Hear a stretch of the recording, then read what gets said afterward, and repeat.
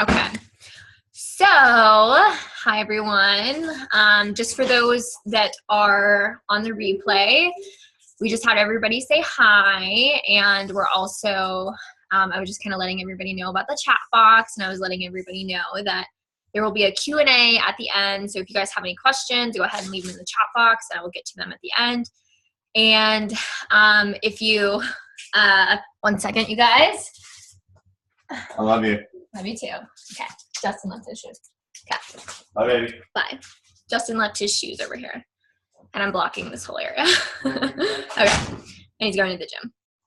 So basically, if you guys have any, if you're watching the replay and you have any questions, you can go ahead and leave them in the group and I will answer them pretty shortly after you post it, more than likely. So yeah, and at the end I have a gift for 10 of you guys that is totally free and just like a gift from me to you. So if you're watching the replay, you can have access to that as well. And I'll explain more at the end. Okay. All right. So as you guys know, I think I've talked to a lot of you guys one-on-one already. A lot of you anyways that signed up for the training. And a lot of you guys have already kind of touched base with me as far as what my definition of codependency is, because I'm just going to go ahead and clear that up. What the hell is codependency, right? So to me, codependency is anything, is relying on something outside of yourself for something that you should be providing to yourself, right? So this is a really big thing in relationships. A lot of people look to romantic relationships, to their partners, for this sense of happiness, for this sense of validation, even for a sense of security, right? And people also do this with money. People do this with other types of relationships, and people allow themselves to be used in that kind of way as well. And that's not helpful, which we're going to get into a little bit later in the training.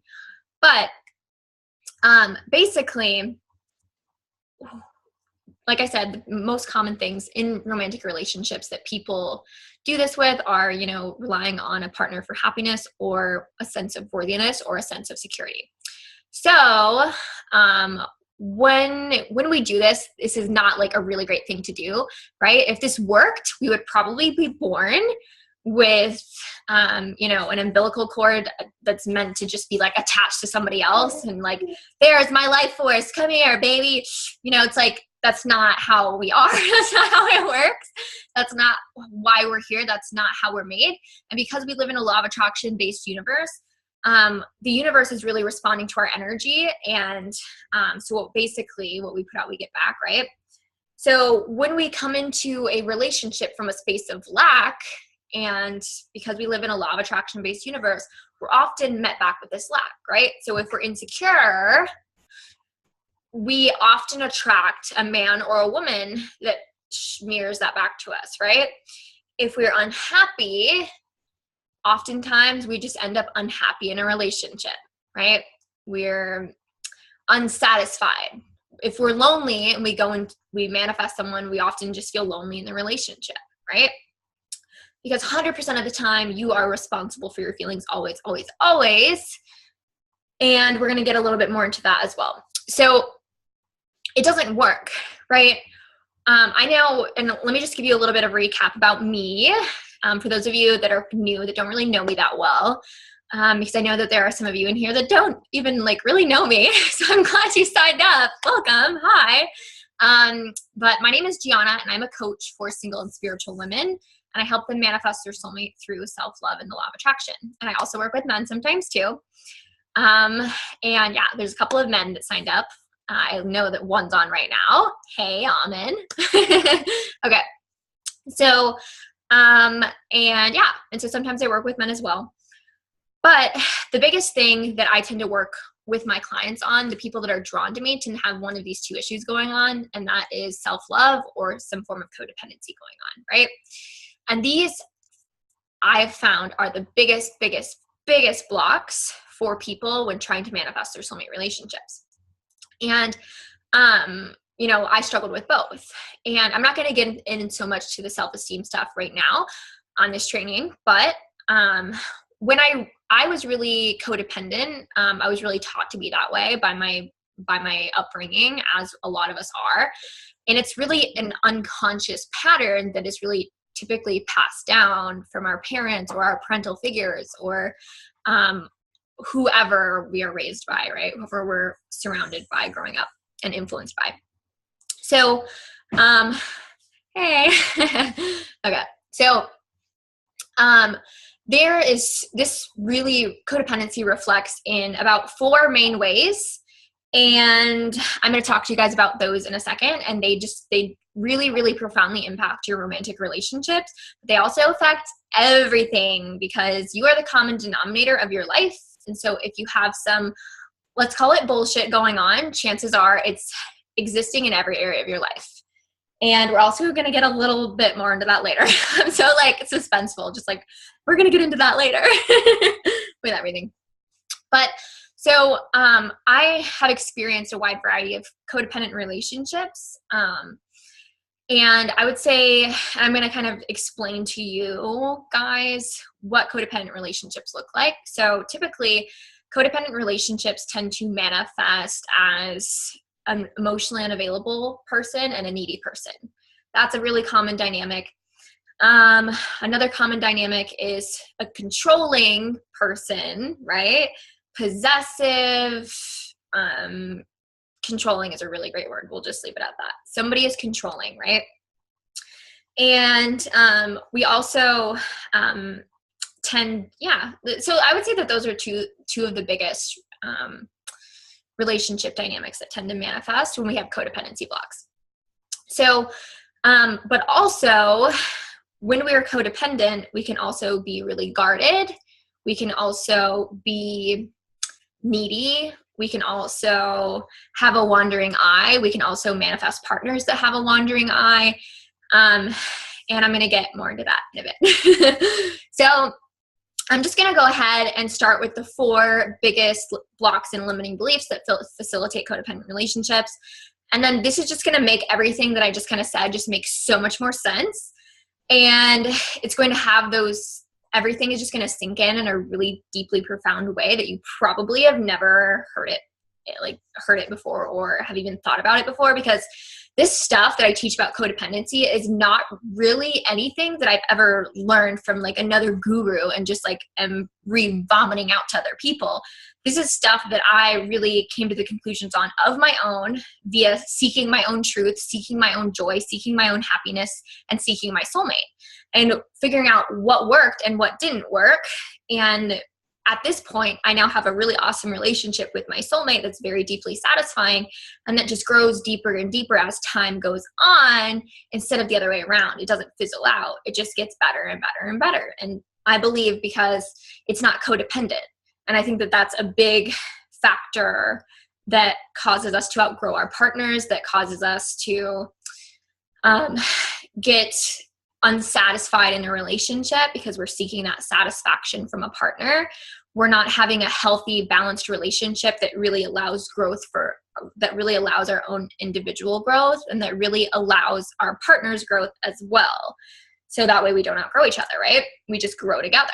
And that's why me and Justin grow together. And that's why our relationship just gets deeper and deeper, because we experience new depths within ourselves, and then we experience new depths in the relationship, right? So the first block and limiting belief that facilitate codependent relationships. And these are all very, these main 4 that I'm going to tell you guys are all very interconnected, but there's enough difference to where they need to have their own category that they fall into, their own name, right? So the first one is, and this is just like a really big limiting belief here. Let me just flip to my right page. Okay. Okay. So the first limiting belief is happiness is found outside of yourself in another person. And a lot of people are like, yeah, duh, Gianna. Like, yeah, be happy alone. Got it. Check, right? But this goes so much deeper than this, because it's about so much more than just being able to feel good on your own, right? Your a lot of people, when they have this belief going on, they tend to be a bit destination oriented in their happiness, right? So they tend to put off their enjoyment until they have something, until they have their relationship, until they have the amount of money, right? But it's like, that's a freaking illusion, because there's always going to be more to want. You're always going to be growing. You're always going to be expanding. So it's just whether or not you're being satisfied right now or not. And it's ultimately a choice. It's ultimately a perspective. And happiness, feeling good, is really being in alignment with the source within you, source, God, the universe, whatever you want to call it, that is pure positive energy, that is bliss, that is love, all that good stuff, all of those good feelings, which is who you really are. Like, it's natural to feel really good, and most of the time, right? So not all of the time, because having those shitty days, having those off moments, experiencing the contrast is part of the process of growth, right? And evolution, and having something more to grow into. But basically, you are responsible for your own happiness 100% of the time. No matter what somebody else is doing or not doing, it's only you giving, if something that somebody does makes you not happy, it's you giving your power away to them and allowing and stepping out of your own alignment with source, right? It's all you. It's all you. And when you really know that, when you really let that sink in, you get really freaking empowered in relationships. And this takes practice. Like, this is not just, all right, it was that easy. All right, I'm done. Like, it takes practice to not let people fuck with you and to not let people take you out of your center, right? But it's knowing that at the end of the day, you are responsible for your feelings. And no matter what somebody else does or doesn't do, you can feel good or you don't have to feel good. Because even if somebody's doing something really awesome for you, and if everybody around you is treating you really well, you can still be unhappy, right? You can still feel like shit. You can still be unsatisfied. You can be unhappy. You can be depressed, because it's not about them. It's not about other people. It's not about what other people do for you. It's not about what they don't do or what they do, right? It's about you. It's about your alignment with source. It's about you being totally responsible for your own happiness and allowing your well-being. And your well-being flows really naturally because, like I said, pure positive energy is who you are, right? But the only time it doesn't flow is when we're practicing something that gets in the way of it, right? So, like, let's say you're worrying about money, because your limiting beliefs around money are all fucked up. Or you're worrying about your child because you're not trusting them, you're not seeing them as capable, and you're practicing something that's pinching you off from the flow of feeling good, right? So when you wake up in the morning, you feel good. Even if it's just for a few seconds, you feel good, because that's when you sleep. You're not practicing bullshit. You're not practicing resistance. You're not thinking all night and holding yourself apart from who you really are, which is feeling good, which is happiness, right? But often when we first wake up in the morning, people dive right back into the same old shitty thoughts, the same old perspectives, and then just start feeling shitty pretty quickly, right? So when you are not in alignment with your own happiness, and there's, and that's a perspective a lot of the time, it's mindset a lot of the time, but it's also setting up a life that just feels good for you, that just honors you, right? So, like, what I like to do is I like to set time for myself every single day. So, like, in the morning, I won't take client calls first thing in the morning or like late at night. Typically, sometimes I do though, but I like to give myself enough time to just focus on feeling good and to just really get really connected and really solid in my own alignment, right? In my own feeling good, and take that vibration into everything. Because when I'm not in alignment, that affects my life in a really profoundly shitty way. So like when I fall out of my own alignment, it comes up, it negatively affects my aligned relationship. It negatively affects my aligned business, and shit just starts manifesting, and it's not good. It's not good shit. But it's like, you know, like I said, a bit of that is normal, but it's like, I would say it's normal, honestly, to feel good about 80% of the time at least, and to have about 10 to 20% of contrast or, you know, shit, right? Because you are an aspect of the universe that's always expanding. So like, how do you expand? How do you become more? You like, how the universe expands is through your desire. When you know you want more, right? And how do you want more? You experience not having enough, right? So like, something that I do a lot, which is, and I like to use money and like other things that aren't related to relationships as an example sometimes, to make it click in your mind in a way that makes the concept itself easier to understand. So that way you can take that concept and apply it to relationships, which is the area that you're obviously here to work on, right? So, for example, I work with a coach and I pay her about $1,500 a month. And I also signed up to work with this other coach who I had to pay about $1,100 a month.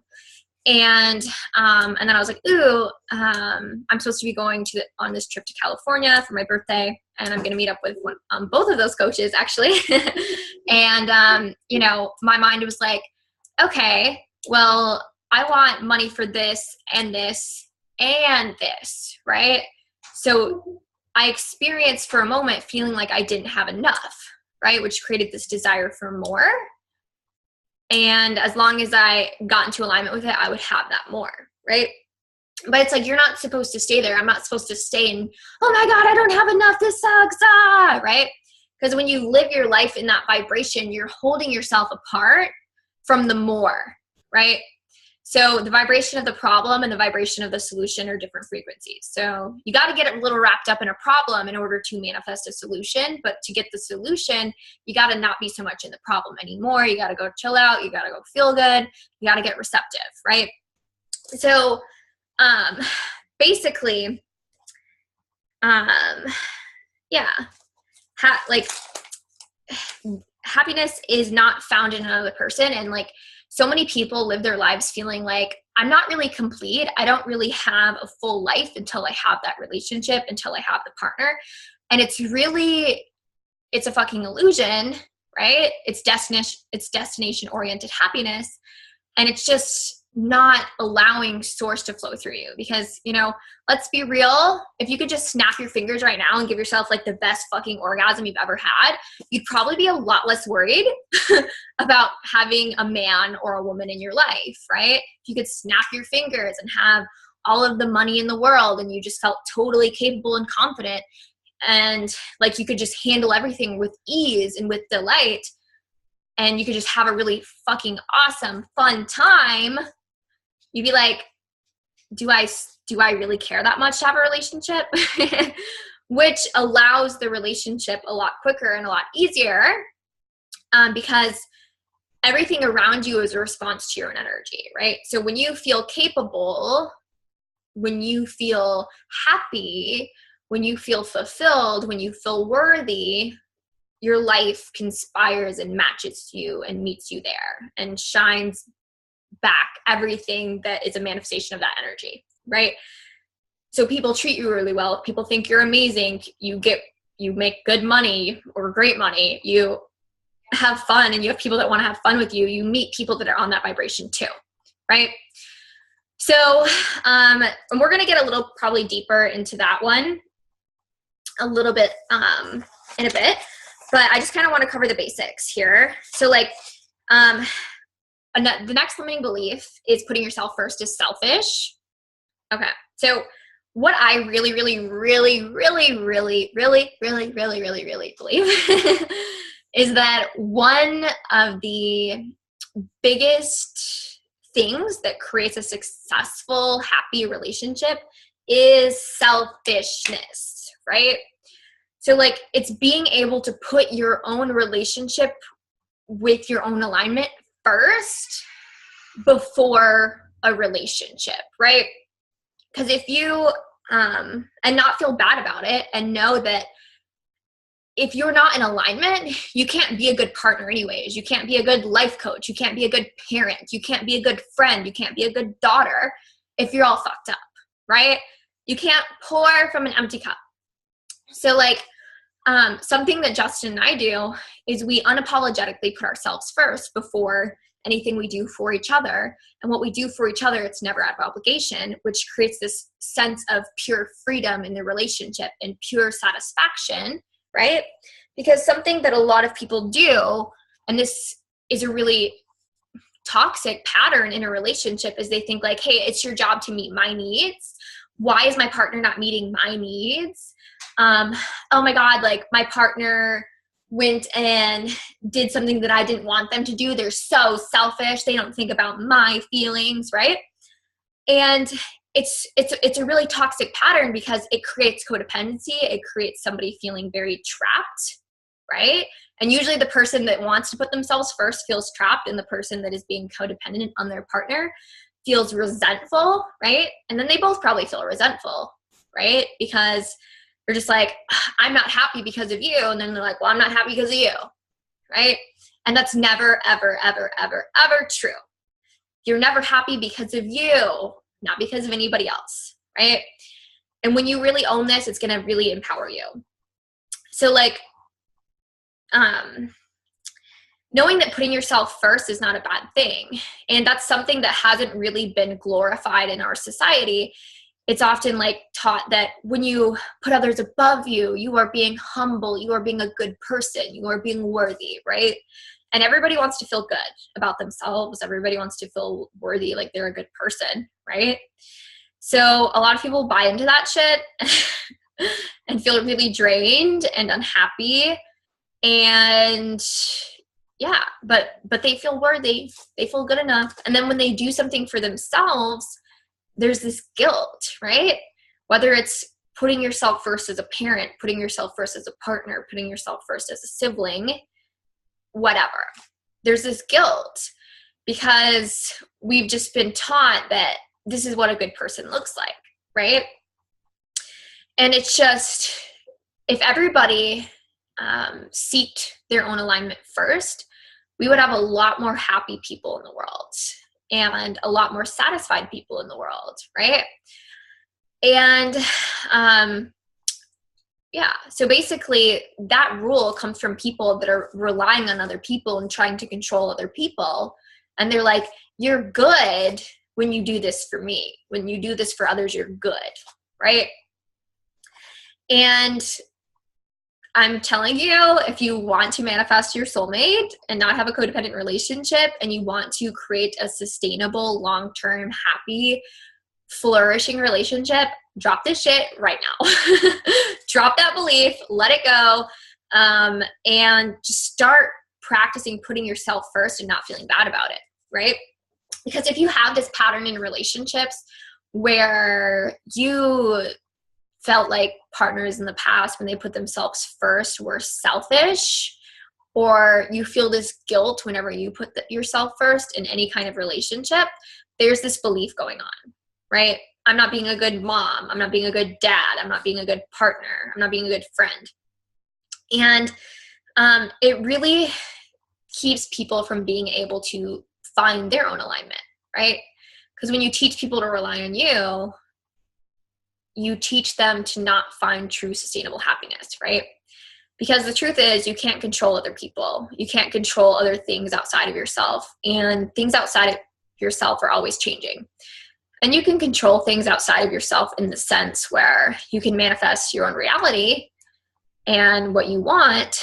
But when you start to get wrapped up in the conditions and the things outside of yourself, your happiness gets temporary and your well-being gets temporary. And then so you need the relationship, the boyfriend or the girlfriend, the sweet texts from them, or the amount of money in your bank account or whatever to feel good. And then because you're not feeling good, you're not a vibrational match to things that would make you feel good, right? So because we live in a law of attraction-based universe, it doesn't work. It doesn't work, right? So that takes me into our next belief. And this is, we're covering this stuff very generally, but, typically, what I want to say before we go into the next belief is when we learn to depend on other people as our source of feeling good, right? And then inevitably we're let down because nobody can fulfill us the way our own alignment with our own well-being can. And when we're not in alignment with our own well-being, we tend to manifest those that disappoint us, right? And so then we start to feel unsafe. We start to feel guarded. We start to probably go back and forth between being guarded and overly attached, and we fear abandonment. We fear being left, right? Whereas if you're truly, truly in alignment with your own well-being, you're not going to feel the need to control things, right? Because you're already feeling good, right? So this is like an example that I like to tell. I had issues with my mom growing up, like most teenagers do.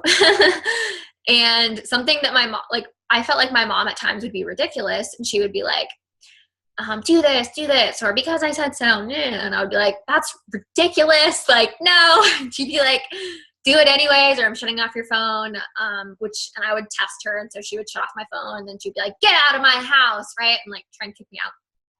And like, that felt shitty. That felt scary. She had this control over me. She had this power over me because she was my source of, at the time, I felt my source of well-being, right? I didn't know how capable I was. I didn't know that I could manifest whatever the fuck I wanted, right? And so it felt shitty. It felt like I had to please her, or I was screwed, right? And this is something that a lot of parents do that really embed this codependency in their children at a young age. They strong arm them. They're like, because I said so. They're like, I know better than you, because I'm older. And we're going to get into that in a second, why that's total bullshit.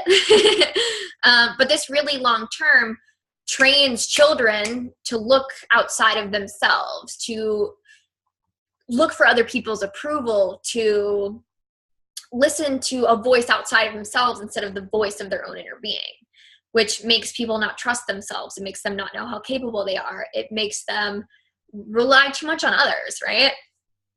So like, basically my mom came and visited me in the last couple of weeks, and she stayed with me. And at first she kind of seemed really guarded and a bit tense. And Justin, my boyfriend, he came and visited me when I lived with my mom in Iowa. Because we've been together for about 3 years now. And I'll never forget Justin's face. Like one time my mom just like flipped the fuck out, and Justin's face was just like pure terror. Like he was not used to it. And like I was just used to my mom, like, flipping out sometimes. And like, it made Justin really uncomfortable, and he would feel bad, like, because we were in a long distance relationship, me and Justin were. When he was not there, and he would hear about me and my mom fighting, and he would just be worried about me, like, oh my gosh, I don't want her to kick you out, like, right? And, so my mom came and visited recently, and she was kind of being a little tense, and it made Justin a bit uneasy, right? And I was like, and he's like, oh, I don't know, like, I just feel like she's gonna flip out or something. I was like, he confided in me about it. And I was like, it's okay. Like, you don't have to, like, her well-being is her thing. And, that's not yours to take on. Let her do her thing. And, besides, like, and I was like, she's going to figure it out. She's going to be fine. Like, she's just letting her guard down or something. But I mean, besides, like, what is she going to do? Shut off my phone and kick me out of the house? Because, like, me and Justin live together in our own house, and I have a phone plan that is not on my mom's phone plan anymore. And Justin was like, true. Right? So I like to take that metaphor and take it into relationships, right? So like, so what if somebody abandons you? So what if somebody goes? So what if somebody doesn't want to be with you? Because you still have your happiness, and that's ultimately all you're really wanting at the end of the day anyways. You're just, everything you want because you believe you will feel better in the having of it, right? So if you can cut out the middleman and you can really feel really, really fucking good, which you can, because that is not about something outside of yourself, as we've already established, right? Then it's going to be like, big deal, right? And when you have that sense of security, that stability in your own joy, you manifest a really stable person into your life that you can count on, but you don't really need to count on them anymore, right? And that's how I feel about Justin. Like, he is this really emotionally available, very consistent man. And I didn't manifest him until I got that way within my own well-being first, right? But that doesn't, and I'm not going to set like a false standard. That doesn't mean that I didn't have days where I was like, fuck my life, right? But I need to say on the recording that this is rated like PG-13 because I've been saying F-bombs here and there. But yeah, so yeah, that's how that like example with my mom ties in. It's like, well, what is she going to do? Like, I still have my house. I still have my phone. That's not something she could take away from me. Your happiness, your joy, your sense of worthiness, your sense of safety cannot be taken from you. That is yours. And the only time that that can be affected, that somebody else can affect that, is if you are not stable in it, right? And ultimately, that has nothing to do with others because you're the creator of your own reality, right? That's not something that somebody can just come in and be like, all right, you're not the creator of your reality anymore for the next 2 weeks. And I'm just going to come in here and shit all over your life, right? It doesn't work like that. Law of attraction, right? You create your life 100% of the time, for better or for worse, unconditional love, right? So I want to go into the third limiting belief. And the third limiting belief is, because, you know, as a little bit of a recap, the first two so far is happiness is found outside of yourself, which is total bullshit. The second limiting belief is putting yourself first is selfish. And the third one, and this is one of my favorites, and I could rant about this all day long. If somebody would let me, I probably would, and I do a lot, actually. And this third belief is viewing others as incapable. So viewing others as incapable is a huge, huge, huge reason why there's a lot of codependency in parent-child relationships, in why, and this is why a lot of adults struggle, right? Why people grow up to just struggle and not know that they can handle normal life things like making money or feeling happy or whatever. And, you know, this is a pattern that people take into their romantic relationships, right? So people feel the need to try and save each other, whether it's emotionally or mentally or financially, right? And I know I dated somebody like that before, somebody that was, you know, really had a lot of good intentions, but really kept me from being able to step into my own power, into my own capability, right? Because you are so capable of having anything that you want because you are the one that is wanting it, right? And once you want something, you are the one being guided to that desire, right? Not your mom. Even if your mom thinks she knows what's best for you, only you know, right? And your mom and your dad or your parental figures or your friends are going to project what they think is best for you based on their own beliefs and their own limitations or their own lack of limitations, right? Like if somebody doesn't have these limitations and they focus on you, you feel really fucking good about yourself, right? You're like, you feel empowered, right? Maybe being coached by someone makes you feel really fucking good because they don't have those blocks in their mind, right? But if you have a conversation, if you make your mom your advisor, your financial advisor, you're going to start to freak out about money or something, right? So like, you know, basically, my parents, like I didn't go to college and I didn't take the traditional path. I didn't get a job. I didn't do any of that stuff. And I really, really listened to myself. But I got a lot of this feedback and I was a total vibrational match to this feedback because I had my own doubts, right? But I got this feedback that was like, get a job. You can't do this. This is irresponsible. Like, you're never going to be able to make any money doing this, right? And now I don't have those voices anymore because I'm very confident and the things that I've wanted have manifested. And now my parents are proud of me, right? So, any kind of doubt or bullshit that you manifest from other people is a match to you on some level, to something going on within you. And typically their opinions probably just match your opinions on some level. So,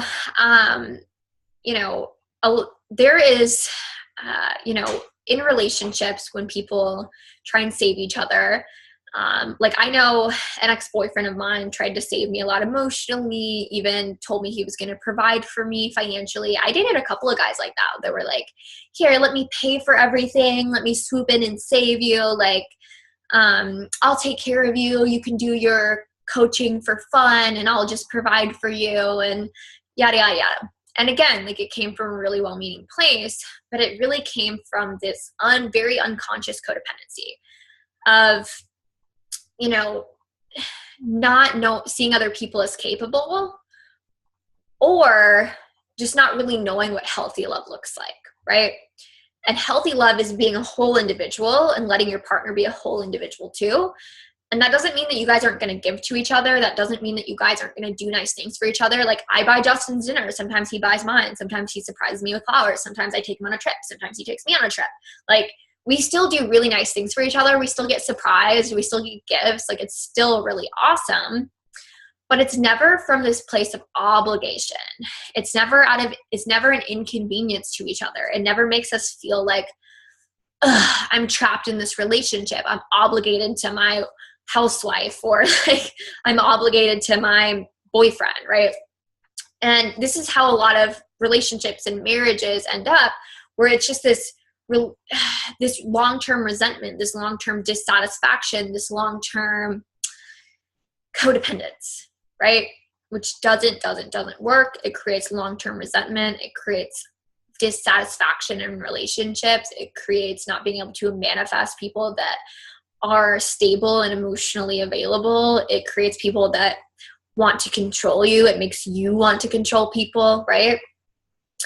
And this is why I kind of mentioned why cheating tends to be such a fear for codependent people.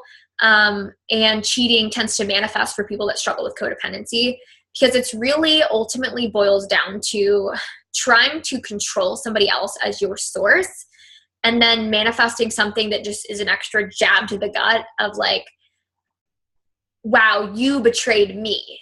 You doing something took me out of my own happiness, took me out of my own alignment with source, and fuck you, right?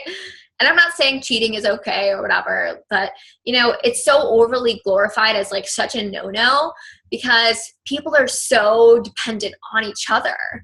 And when we step out of bounds of these made up bullshit rules that if you really reflect on, don't really make that much sense.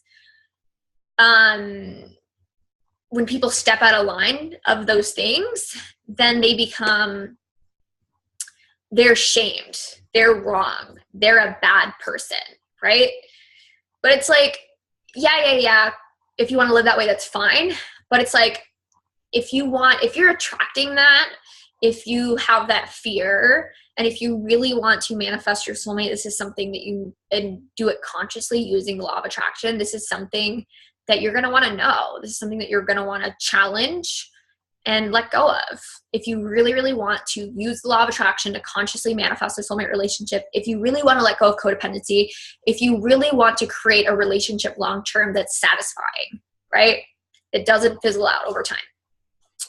So, and this kind of really, like often all of my clients that struggle with codependency are raising codependent children, even if they don't know it. And like a lot of my VIP clients that I do this work with, a lot of them are moms, and we end up having a conversation about their children, because their children typically start to get very entitled and kind of snotty at times, and are like, throwing fits, right? And then the mom pleases them, or just wants them to shut up, right? Just stop crying, because they're letting them affect them so much, because they're feeling responsible for their child's feelings. And having this mom guilt, right? Or dad guilt, right? That's like, I'm supposed to be doing all of this for my child. And when you do more than what's inspired, it's the same thing in a romantic relationship, right? It just creates resentment. Like, I know my mom, like, by the time I turned 18, was like pulling her fucking hair out because she was raising me as a codependent child. She was doing way more than what she wanted to do. And she was so resentful towards me and my sisters, even though underneath that resentment was pure love and pure good intention. She was pulling her hair out by the time we were 18. And, and then by the time I was an adult, I had no fucking clue. I was like, how do you make money? How do you be happy? What? A man is supposed to save me. Sounds good, right? And, because I wasn't taught to listen to my own guidance. I wasn't taught to be in alignment with my own desires. I was taught to seek answers outside of myself. I was taught to rely on others, and that was how to feel good, and that was how to get what I wanted, right? So with that in mind, something that a lot of parents do with their children is they view them as incapable, right? So they're like, oh, they're a baby, like they can't do anything, or they're a little child, they can't do anything, so like I'm here for them. And that's true, right? Like a little child can't go out and like go to a little baby can't get in its car and drive to the grocery store and buy dinner and go home and cook it. Like, he's a baby, right? So, but that baby is more connected to source probably than you are, because they haven't been spending years and years in resistance to source like probably you have or your parents have. And so they're so much more in alignment with their desires. And so they're getting what they want, right? But typically how that looks for a baby, right, is not going to the grocery store. It's having their parent feel really inspired to do it, having somebody else feel really inspired to do it, manifesting these cooperative components for their life, right? Because something, I don't have children yet, but like, my dog, I have a dog and I treat him like my children. Granted, I know it's nowhere near the same thing as having a real child, but my intention is like, I want to take really good care of him. Like, I love my dog. I want him to be the healthiest, happiest being ever. Right. And so, I feed him, I get him shots once a year. I give him flea and tick prevention. I give him treats every once in a while. I like to take him on a walk once a day. And, when I'm not in alignment with myself, when I'm not prioritizing my own well-being and I'm doing too much in my life from a misaligned place, meaning like maybe I'm taking on too many clients out of a place of misalignment, or maybe I'm over giving to others from a place of misalignment, then I don't really feel like I have time for the things that I want to have time for the things that make me feel good, for the things that make me a better coach, a better girlfriend, a better dog mom, a better sister, whatever. Then, yeah. And then, crap, my Facebook is still logged in. Just gonna exit out of that real quick. But basically, what we, like, it's something I really love to do. Like, walking my dog is not a pure obligation. Like, I like going outside. I like having my dog next to me. It feels like this awesome companionship. I like to, I really like nature. I like to move my body. It feels good. So like, it's like a win-win, right? So my dog Zen, he's very in alignment with being walked. And so it's something that I want to do. Like, it doesn't feel like, ugh, I have to walk my dog right now, right? And the times where it felt that way were the times that I was not putting myself first. I was not taking the time for my own alignment. And so I didn't really have anything to give. Even though I wanted to give, there were things that I wanted to do too, right? I didn't feel like it, right? So I know in my relationships of all kinds, to put myself first and to let other people put themselves first and to see them as capable, right? Because people, it's their job to be in alignment with their own desire. And when they are, things are going to work out for them. And if you don't feel inspired to be a cooperative component to that, then don't, because you are not their solution, right? But if you feel inspired to, from a place of knowing that they're capable and from a place of not inconveniencing yourself, then go for it, right? Because, it's natural to love and to give, but it's just doing it from the right place, right? And from a place where you're not depleted, and from a place of where you're not viewing somebody else as incapable. Because when you do that and then you step in from that perspective of them, what you're telling them on a subconscious level is like, you can't do it on your own. You can't do things. You're incapable. You don't know how. You need to rely on me, your mom. You need to rely on me, your girlfriend. You need to rely on me, your daughter, your friend, right? And it keeps them from being able to find this consistent alignment, this consistent happiness, this consistent independence on a multitude of levels, right? And this can manifest in relationships where we feel like we need to save our partner, or we do things that we don't want to do, right? And where we maybe even step in for them financially, right? And that's not your job. What your job is to do for other people is to see them as capable, and also really, really see yourself that way too, right? Because not only is it codependence, like stepping in for other people, it's also kind of wanting to be saved. It's wanting people to step in for you, right? And that's not the purpose of a relationship. That's not a purpose of any kind of relationship, right? A relationship is a mirror to your own alignment. It is not the source of it, right? It is not the solution. The solution is you being in alignment with your desire, and then it manifesting in your outside world. And if somebody feels inspired to be a cooperative component to that when you're in alignment, hell yeah, rock on. But what is not a cooperative component is forcing somebody to do what they don't want to do, trying to guilt trip somebody, or letting somebody guilt trip you or force you to do something that you don't want to do, right? So yeah, this is, I'm just going to take this into the last belief here, which is the last bullshit belief, right? This is the negative aspects, is to love is to give.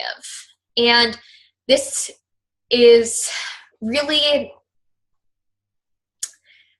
in sync with everything that we've been talking about. And it's just basically, to love is to give is just my little way of saying that, like, if you care about somebody, then you're going to do shit for them that you don't want to do, right? Like that's what love looks like. And it's not, right? If you really, really care about somebody, you're going to want them to really feel good, to really be happy, and to really get what they want. And if you're constantly stepping in and saving them and viewing them as incapable and making them your source or being their source, then you're not actually really doing this really positive thing for them. And is that love, right? Maybe you mean it to be love, but maybe after this class, you're like, oh shit, like I'm not actually helping. I'm doing them a disservice, right? And I'm doing myself a disservice because I don't actually want to do it, right? So what I want you guys to do is really just kind of take a moment and think about your relationships. And you've probably been doing that already. Think about your romantic relationships, but not just your romantic relationships. Think about your relationships with your children or with your parents or with your siblings or with your friends. Are you guys kind of noticing some codependent patterns here? Go ahead and type yes in the chat box if you've noticed some codependent patterns here.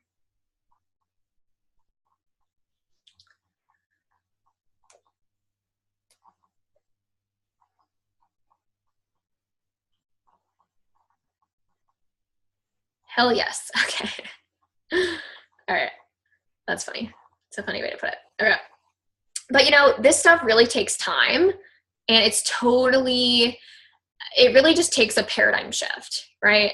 And by paradigm shift is really just like a shift in your consciousness, a shift in the way you perceive things. And when you take these things that we talked about into relationships, into romantic relationships, and into relationships of all kind, you're going to really, really feel balanced. You're going to really, really feel good. You're going to feel honored, and you're going to really, truly honor people. and you're going to truly help them be capable. You're going to truly help them grow. It's going to be awesome. Right? And if you can take this into every little thing, in relationships where you let people put themselves first, where you put yourself first, and you just focus on being in alignment with what you desire, then you're going to get what you want, right? And everything's going to work out. Yes. Okay. Got a couple more yeses. So with that in mind, this is stuff that, as I told in that, like in my advertising of this class, like this is stuff that I really go into the nitty gritty of with my clients, but we just covered a lot of the basics in general, like the general basics. So I would love to know any of your guys' questions now. So go ahead and take a moment, and any kind of questions that you've had, whether it's about what I've been saying, or whether it's about any of the beliefs, or whether it's about these beliefs in your own life, go ahead and ask any questions that you've had come up in the chat box. And I'll give you guys a second to do that.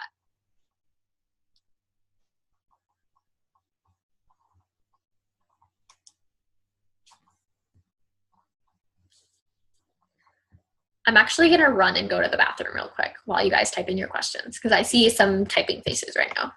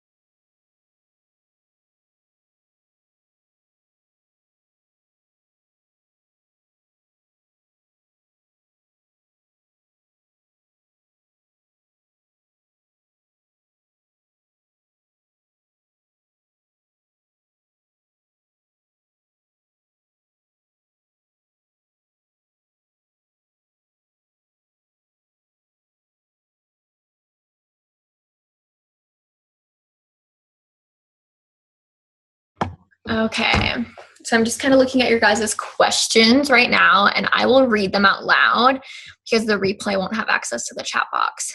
Okay, so we've got a couple questions here.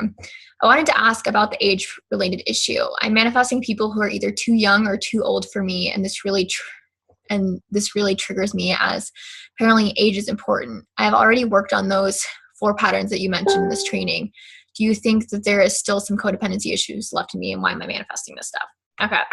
So what I would like to ask you is, you mentioned that you are manifesting older or younger people, right? So how does this make you feel? In what way do you think that this is negative? Because what way does this matter to you? Right? So age is really relevant to a certain extent, but not totally relevant, right? Depending on how big of the age gap. So what about it bothers you? So in order to address it deeper, I'm going to have to know that. Okay. And so I'll just wait for your response and get to other people's questions. Okay. Okay, I'm aware of how codependent I still am with my parents. I feel they have control over me and they use money to keep that control. I'm very grateful for their help, but it isn't doing me any favors in the long term. I don't know how to stop the cycle as I feel I just go round and round in circles. Also, now that I'm a mother, I'm concerned that my little boy will be codependent with me.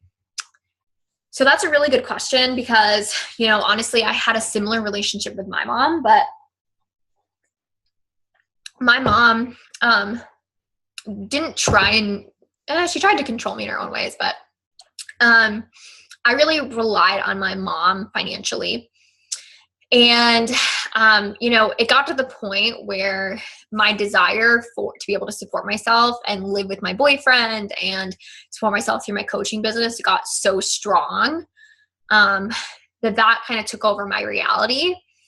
And I ended up manifesting this situation where my mom's house was getting foreclosed on, and I was just forced. My mom was like, okay, I don't have the money to move into a bigger place where we can all fit. So you guys are all going to have to move out and figure your own stuff out. And so it was like this really scary deadline where I was forced to really deal with my inner emotions around not knowing how capable I was, right? And my own financial fears and just not feeling capable in general, right?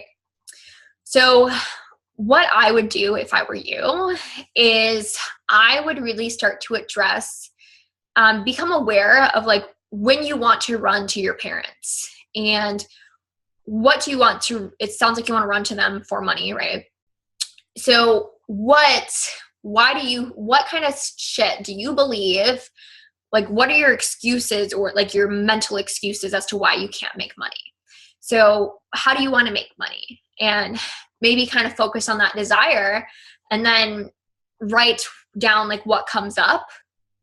So maybe you'll have a thought of like, oh, I'm not good enough, or nobody's going to take me seriously, or whatever. And then what I would really do is work on kind of conflicting those bullshit excuses. So this is actually something I did with one of my clients recently. So she is the client that I'm talking about. She sells helicopters, and she's like getting in this business, and she hasn't sold one yet. And she's like started having these limiting beliefs come up of like, I can't, nobody, like I'm too new, people don't trust me, et cetera, et cetera. And I was like, okay, so how can we contradict this bullshit? Because this is total bullshit, right? Okay, how about everybody starts somewhere, right? All the people that have sold 1 million helicopters by now once never sold a single one. You are a total badass.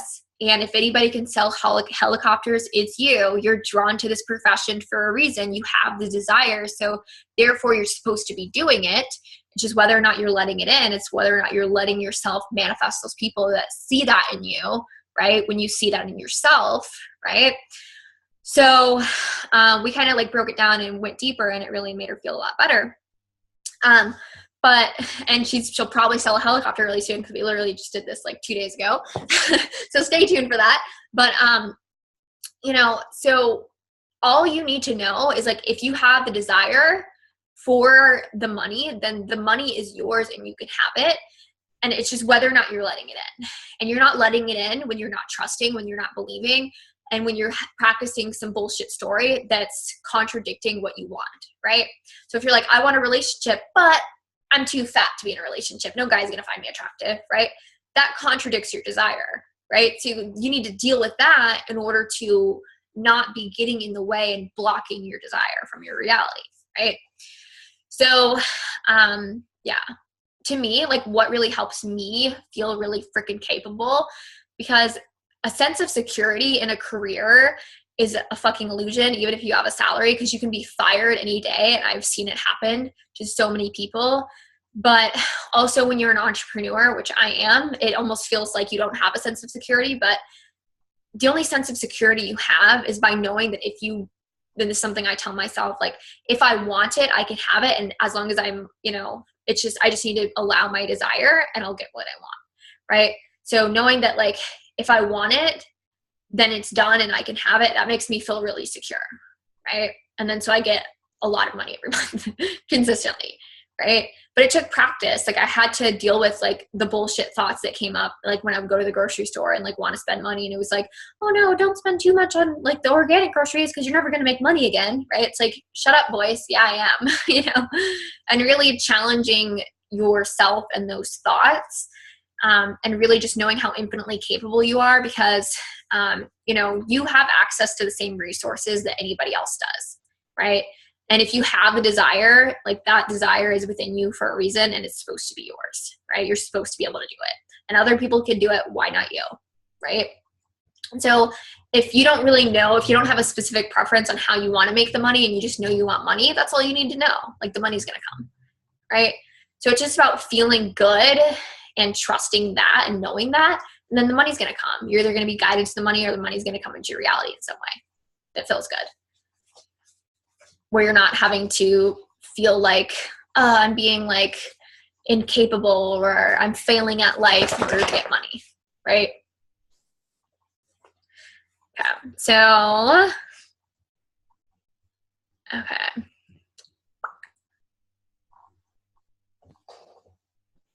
I'm just reading the message here, make sure I didn't forget anything. Yeah. And I also, addressing the part where you're concerned that you may raise your child to be codependent, if you implement the stuff that we talked about in this training, he'll be fine, and it's just having that healthy balance of giving out of inspiration and really leading by example energetically and in your actions, so you can really teach him how to be, right? But energy doesn't lie. So like, if you are putting on like a good poker face, but like you're feeling off and out of alignment and incapable, like he's going to pick up on that, even if it's on a subconscious level. But I mean, don't feel like you have to be perfect. This is stuff that takes time to implement, and it's stuff that takes time to fully step into, and it takes practice, right?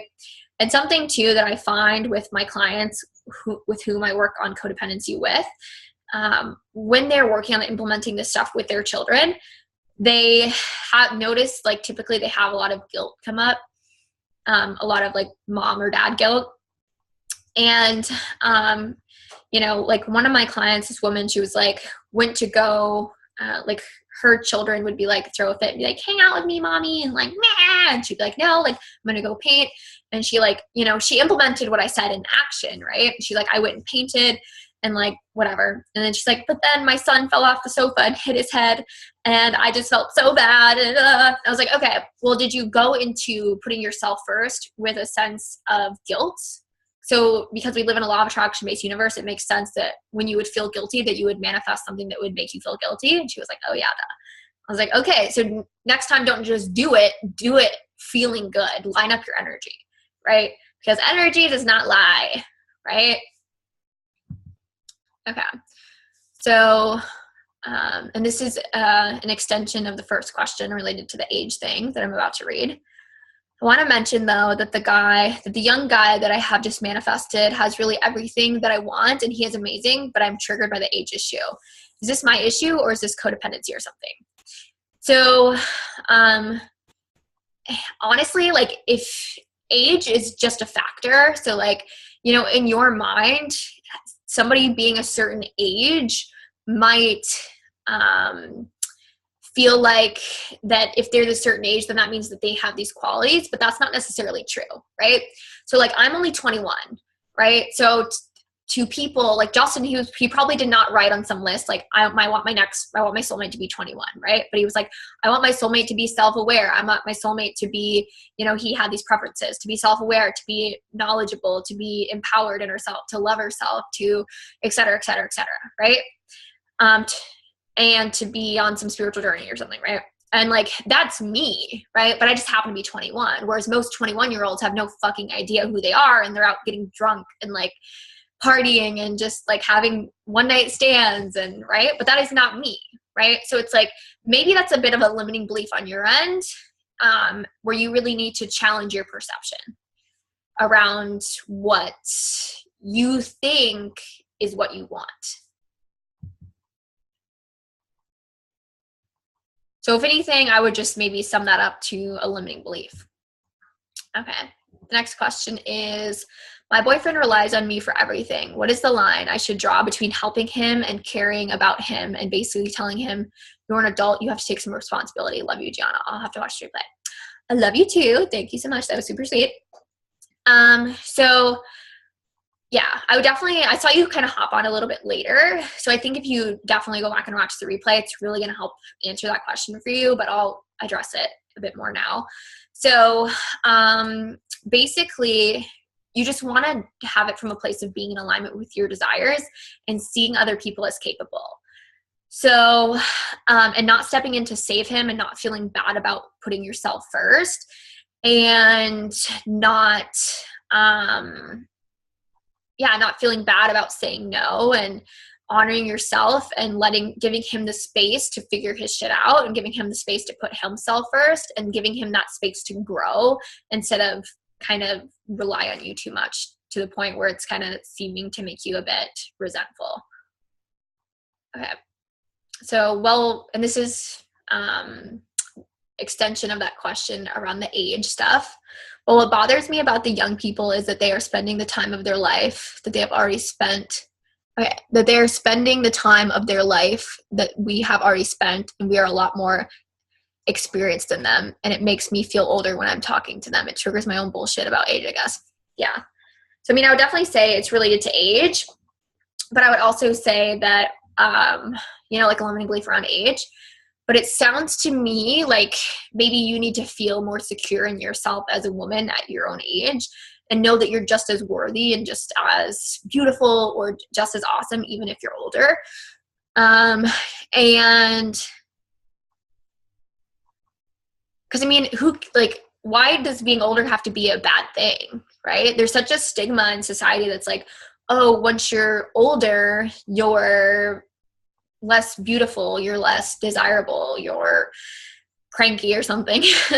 But it's like, we're all really fucking old. We are all souls that have been around forever, right? We're all really fucking old, right?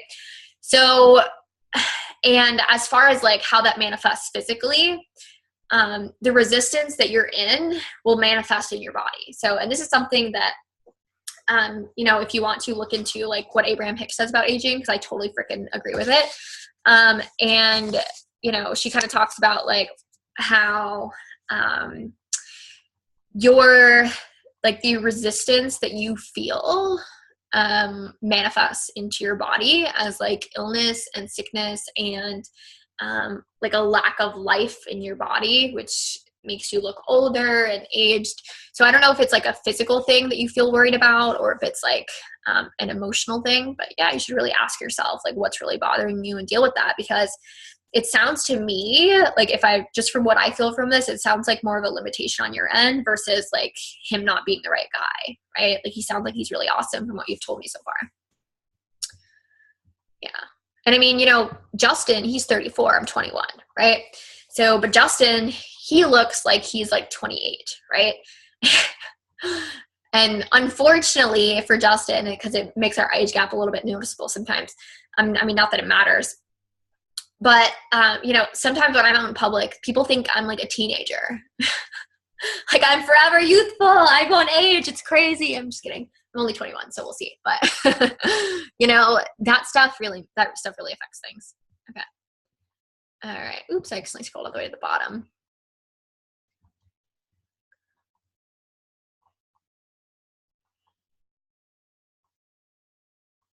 Okay.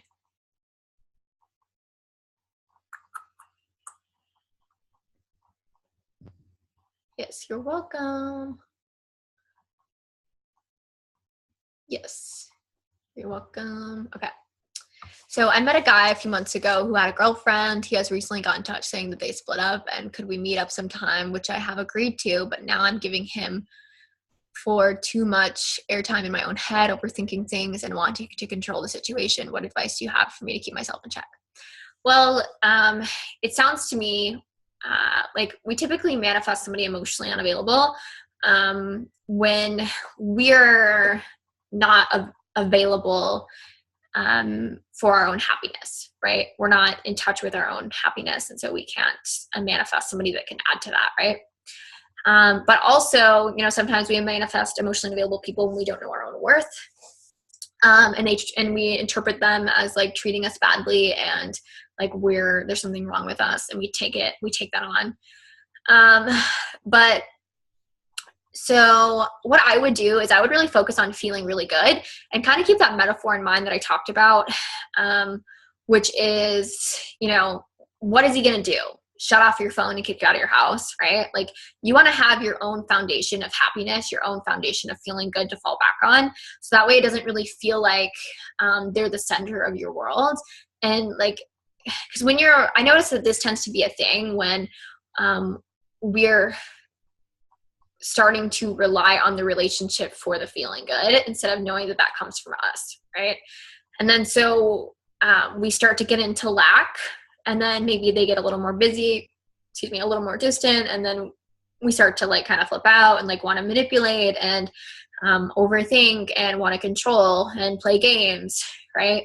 But that stuff doesn't work. Like vibrations don't lie, right? So you really just have to learn how to relax and be in touch with your own feeling good. And what I do, like I like to incorporate things on a daily basis that feel like self-care to me, for my emotional, my mental, my physical, and my sexual and my spiritual, like my fun, my joy, my creativity. Like I like to do things that really just lighten up my fucking life. So like in the morning, I like to drink a cup of tea with soy milk in a really cute mug, which is what I'm doing now. Like this is like my favorite mug at the moment. Literally, I'll wash it every night before bed so I can drink out of it in the morning because it's like really cute to me. And I'll stretch. I'll go look at the mountains and think about how beautiful they are because I have a really pretty mountain view. I'll look at the sky. I'll cuddle with my dog. I'll cuddle with Justin. I'll kiss his face. It makes me really happy. But before Justin was in my life, I just cuddled with my dog. I just appreciated my pillow. I just, I really decided to just really soak up every bit of life that I could and just really fucking enjoy it because that's the point, right? Because you never get it done. And like once you have the relationship is always going to be going deeper. And if you don't learn how to just find the satisfaction now, you're just going to end up in an unsatisfying relationship, right? And then probably blame your partner for that. But it's just your own perspective to be able to feel good now or not, right? So focus on feeling good and remind yourself that you're good whether he stays or goes. And from your own alignment, the right guy is going to stay around. Okay, so yes, I figured watching from the beginning would answer, but thank you for addressing that directly. IDK, what age my partner is, LOL. I manifested an older guy because I don't think he was on my level until I turned 26. Yeah, exactly. So you know what you want, and that can be at any age. And maybe typically, if you want a more advanced person, those people maybe typically are older, but not necessarily, right? So yeah, like one of my clients, this guy who's one of my handful of male clients, private clients, he's like, he always would attract these older women. And he's this guy like in his late 20s. And he is like really ready for something more serious. And he's like an awesome guy. But, energy doesn't lie, right? So it doesn't matter how awesome you are if you don't know how awesome you are, or if you're in alignment with a bunch of limiting bullshit beliefs, right? You're going to attract that. And so what he would manifest were these older women that were controlling. And he was like, he said to me the other day, he's like, I'm done with older women for a while. I was like, no, you're not. I was like, what you're done with is controlling women. So don't limit yourself based on an age, because an age doesn't tell the whole story, right? So just focus on your alignment and be in alignment with what you desire. And then whoever's the right person that can fill those shoes is going to come into your life. And that might look how you think it would, or it might not. Like it might be older, it might be younger, right? I never intended to date older men, but like I just kept being attracted to older men. Older men just kept embodying what I wanted in a man, right? Okay. So if you guys have any more questions, let me know, leave them in the chat box. But otherwise, I wanted to let you guys know for the next, what I'm going to do is I want to give, because I was really, really excited to do this training. I've loved it. This is one of my favorite things to talk about. I don't know, maybe you can tell because I just want to like keep running my mouth. But I don't like to go over time. Okay. Somebody has wonky sound right now.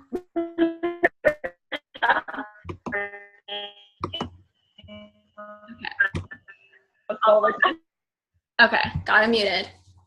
So basically, if you're just hopping on now, you're probably going to want to go back and watch the replay because we covered a lot of really awesome stuff that'll probably be really helpful for you.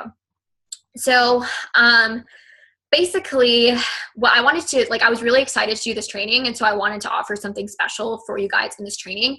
But I only have so much time because I'm pretty much have like an almost full client load at this point in life and stuff, which is awesome. I'm totally appreciative of. But so I don't want to offer this to everybody, but this number felt really good and inspired. But I wanted to give 10 of you guys, whether you watch live or the replay, a 15-minute call with me related to really implementing this codependency stuff deeper into your life. And if you don't already know, identifying your biggest issue around codependency and how that affects your love life and other areas, and like what you can do in implementing this further into your life. And just so you can have a little bit of one-on-one time with me and pick my brain if you want to for a little bit, because I just love connecting with people one-on-one. It's like my favorite.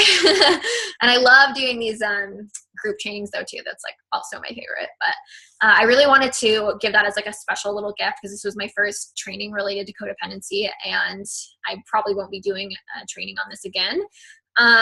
Because what I actually plan on doing is using this training and as a passive product. So you guys that watched live and that are watching the replay for the first time, like, this is something that I'm going to use for a long time in the future, but you guys got it fresh and hot in first. So I wanted to give you guys, what I'll probably do is I'll post a thread in the group around what, people just leave a comment or an emoji if you want one of these 10 calls.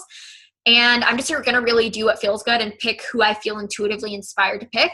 I'm not going to do it random. I'm going to do what feels good for me. And I don't feel guilty about that. I don't feel guilty about doing what I want to do. And